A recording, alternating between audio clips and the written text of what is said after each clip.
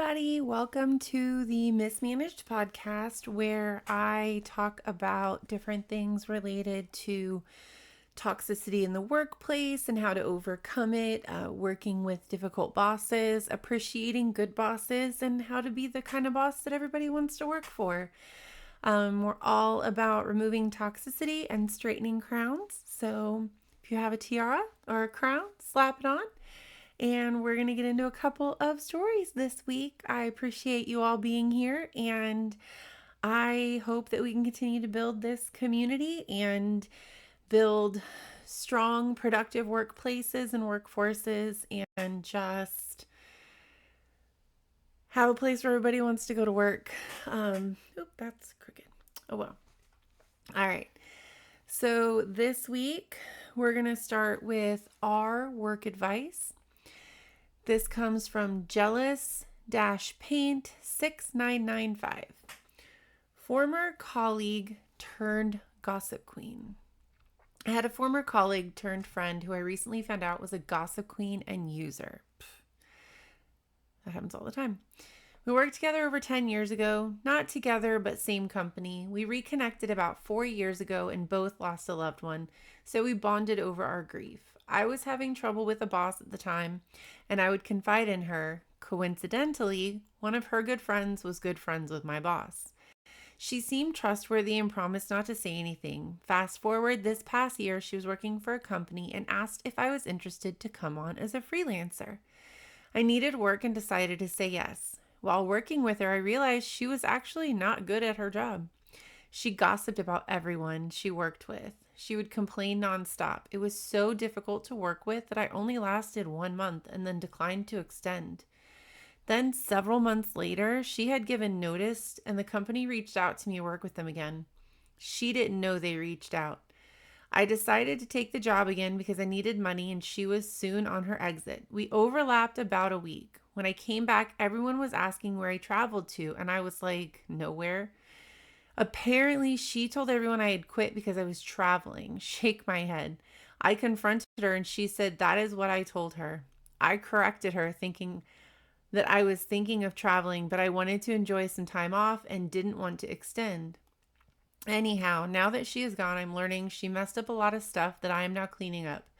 Also, there was another freelance hired as an assistant, and I had a feeling she had badmouthed me to this assistant, and interesting, he tried badmouthing her to me. I ignored her. Looking back, I now realize she is a major gossip, and I'm worried what she might say now about me. Also, so many of her former colleagues at this new place have mentioned something negative about her work. How do I protect my reputation? Just do the work. Don't worry about what she said. Don't worry about what she gossiped about. She didn't really say anything bad. She just didn't say the reason that you quit. Just prove your worth. Don't focus on what she did or what she said. Just do your job. Deliver the value, and that's all that matters. That's your reputation, not anything to be gossiped about. And she obviously didn't talk bad about your reputation because they called you in to come back and work for them. So, top comment says, just focus on your job and delivering value. Your actions will speak louder than anything she said. She's also no longer working there, so you don't have to contend with negative PR impacting people's impressions of you. That's it. Just do your job. Move on. Don't focus on her and don't focus on what she did. This one's a little long. This is from r/work advice from Wild Pickle 4953. My wife is being targeted at work and it's making our lives miserable. I will say that I have been that person that has been targeted, and when they take it personal, it can drain you so bad. So if you're ever in this position, and I'll read it and we'll go through it, but if it's to the point where it's getting personal and it's genuinely affecting your day-to-day life, especially outside of the office, you have to escalate it. You have to figure out, either get out or talk to somebody that can make it better. Do not endure if it's something that's affecting you outside of work, especially if it's affecting your mental health in any way. There is no job on this planet that's worth it. Trust me. Okay, back to this. My wife is in clinical operations for a global medical device company. This could be written about me. We are based in the US on the West Coast. Nope, not me. She has been working from home for the last 5 years. She is very good at her job and has received multiple promotions in her time at the company. There are annual ratings for employees on a 1 to 5 scale, and she has gotten a 4 or 5 every year. In my experience, this is very rare in large corporations. Yeah. About 6 months ago, there was a person promoted to fill a role that was vacated due to a retirement. This person is not my wife's supervisor, but works alongside her supervisor as the two co-leads of the group. I will refer to the new co-lead as Megan and my wife's supervisor as Keegan. Okay. When Megan, not boss, took over half of her half of the group, she wanted to institute sweeping changes that diminished the responsibilities of Keegan's team while empowering her own. It was going to impede the ability for Keegan's team to do their job, as they were going to have to relay all of their communication through Megan's team. That seems dumb. Just saying. It limited their ability to communicate, make decisions, and move their clinical trials forward in a timely fashion. We don't like Megan. They asked for feedback on the proposed changes. My wife, being the most senior member of Keegan's team, felt it was her responsibility to stand up for her colleagues as Keegan remained silent. So my wife put together a very professional PowerPoint making suggestions for less severe changes. She presented it to Megan and Keegan. They listened, didn't seem to care, and moved on. Ever since this happened, there has been a target on my wife's back. She needs to escalate. She needs to. This isn't okay. On calls with Megan, she always talks down to my wife and blames her for anything that goes wrong in a study. Even some of Megan's direct reports have started bullying my wife. My wife decided to keep her head down and just do good work. In late February, early March, she received her customary exceeds expectations annual review, 4 out of 5. But then, about a month ago, she had a one-on-one with Keegan. My wife was put on a performance improvement plan. We were in total disbelief. The PIP never once mentioned work performance. It only targeted my wife's personality and no basis in reality. It said her arrogance had a chilling effect on the group. Go up. Go above them and find a new job. Along with calling her insubordinate, a loner, and many more untrue things.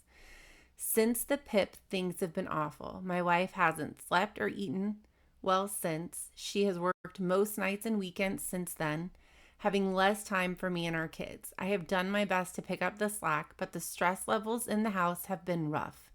A few weekends ago, she had to take an online emotional intelligence course for 6 hours. This is especially ironic because she has written articles in peer-reviewed journals on emotional intelligence.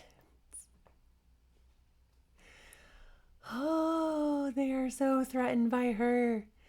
We showed the PIP to 2 friends who work in HR at other companies, and they were horrified by what was said and how it was worded. We've spoken to a lawyer, but because my wife isn't in a protected group, it seems like there is no legal recourse. It is clear to me that they are just trying to get rid of my wife or just take her down a peg. She realizes that she doesn't want to stay there and she is applying for other jobs, but every day is a battle. I always fear when I get a call from my wife what way they demeaned her today. Is there anything I can or should be doing? My wife is the hardest working person I know, and this experience has totally tanked her self-confidence and made her miserable. I keep suggesting that my wife just quit, but she refuses to do so until she has something else lined up. I understand where she is coming from, but I don't want her to be in this current situation any longer than necessary. Any advice is greatly appreciated. Honestly, she needs to act her wage. They want her to just be an insubordinate, then just be an insubordinate. Let the team tank. Let other people quit. Do the very, very, very, very bare minimum. Don't help. Don't offer feedback. Malicious compliance at this point until she has another job. At the end of the day, clock out, work her hours. Don't give them more than they're giving back to you. Like,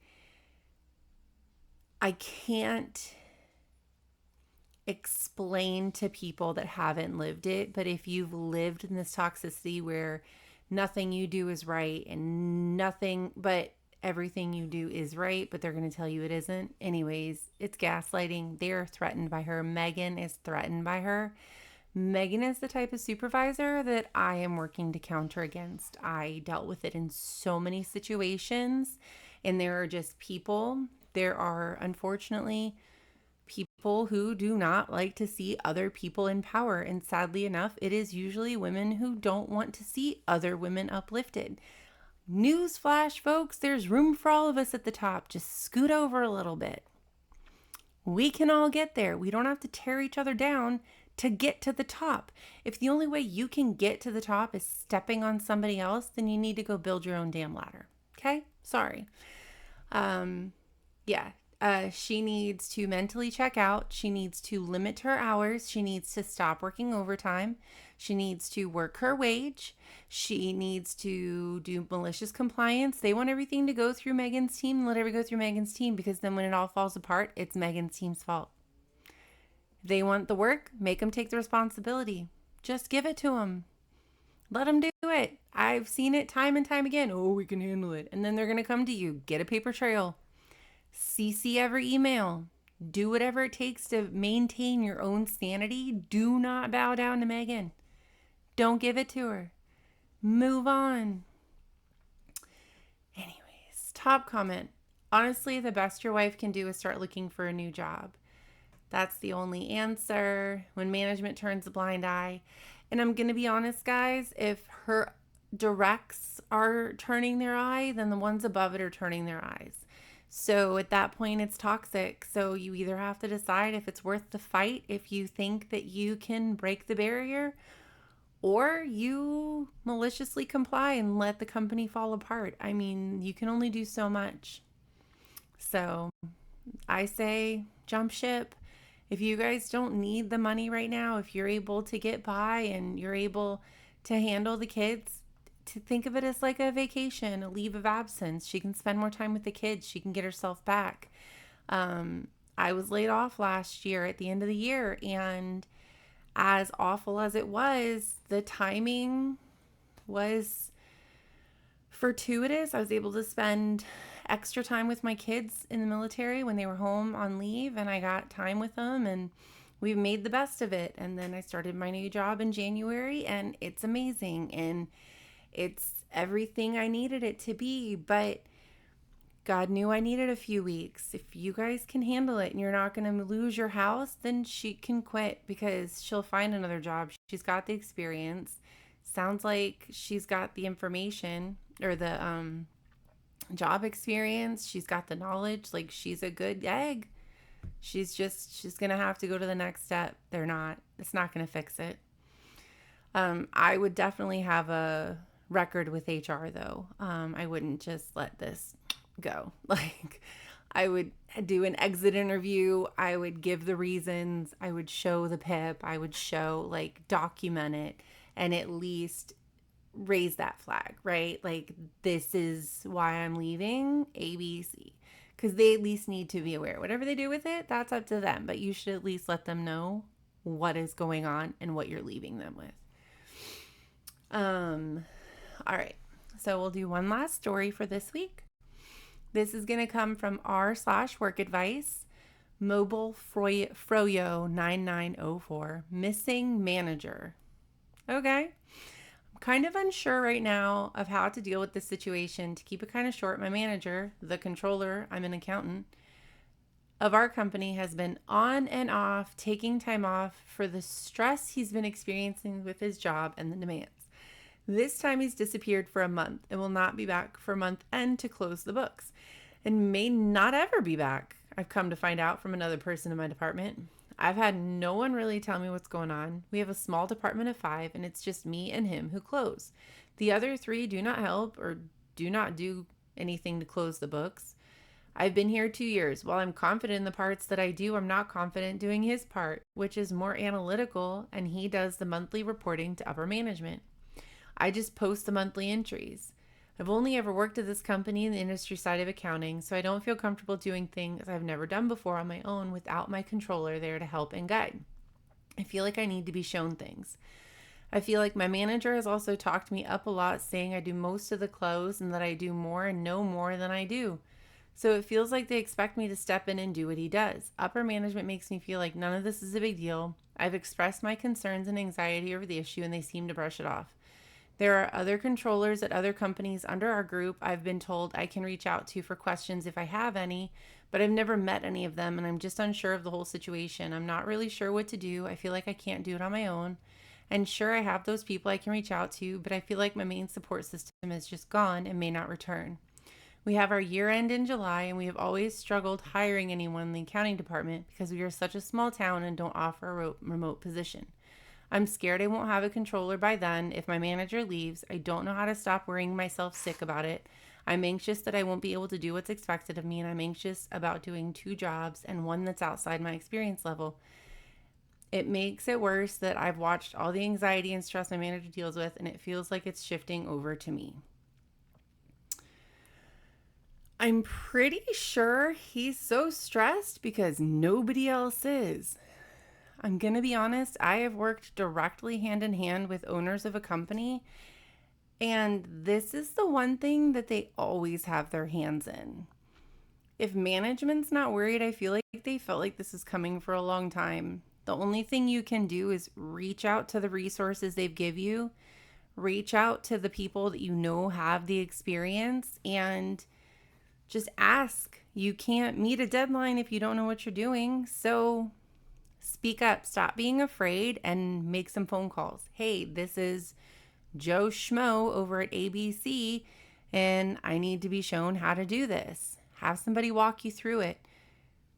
Your manager can't handle it. Your manager's not there. They've given you resources. Just make a call or schedule a meeting with management and explain, hey, I don't know what I'm doing and I need somebody to walk me through this, or just be communicative. Hey, I don't know how to do this part. I don't know why he said I know how to do this part. I'm going to reach out for assistance, but I'm just letting you know I don't know how to do this part. And if they're not worried about it, you don't need to be worried about it. My thing is if there's always a problem, you have job security. Nobody else is there to do it. You at least have job security. So do what you can, control what you can, and just figure the rest out or ask for help. You have to ask for help.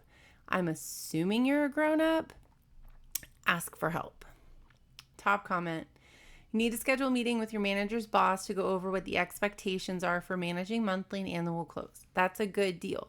Set realistic expectations. Understand what they expect from you. It's a good chance that he is sick and stressed because he was expecting more from himself than what they were. Maybe that's why they're not worried about it. Alternatively, you just send your piece to them and let them come back to you. However, the first way is the more correct way. I agree. Go schedule a meeting, get a handle of the expectations, and then I would recommend to still ask for help. It is absolutely absurd that your acting manager has not had this conversation with you. They are being paid a lot more than you, and don't let all the crap roll downhill. Don't accept work well beyond your pay grade. And OP replied, thank you. I've managed to schedule a call with my acting manager to hopefully discuss everything. So, we don't really have any other responses. The other people in the office, it looks like they process payroll and do the accounts payable and accounts receivable. Once they post all of their stuff for the month they've done, none are cross-trained to help when someone else is out. So essentially, they do the postings and you close out the month. Makes sense. At this point, all you can do is have a meeting, set expectations, and then reach out for help. They gave you some resources, so use them. Obviously, those people have said, yeah, we're willing to help or whatever. So I would just reach out, but definitely go to the meeting, see what what your manager sets your expectations to, and then all you can do is adapt from there. Well, that's going to be our last story for tonight. I hope you guys enjoyed that and you learned something. I will be continuing to try to post more of the days of the week. I'm excited about Movement Monday. And I'm hoping to post episodes on Fridays. I've been trying to look for what day of the week works best for me. And I think Fridays works because I've got energy and I've got time in the day, and I'm not up until 10 o'clock at night normally.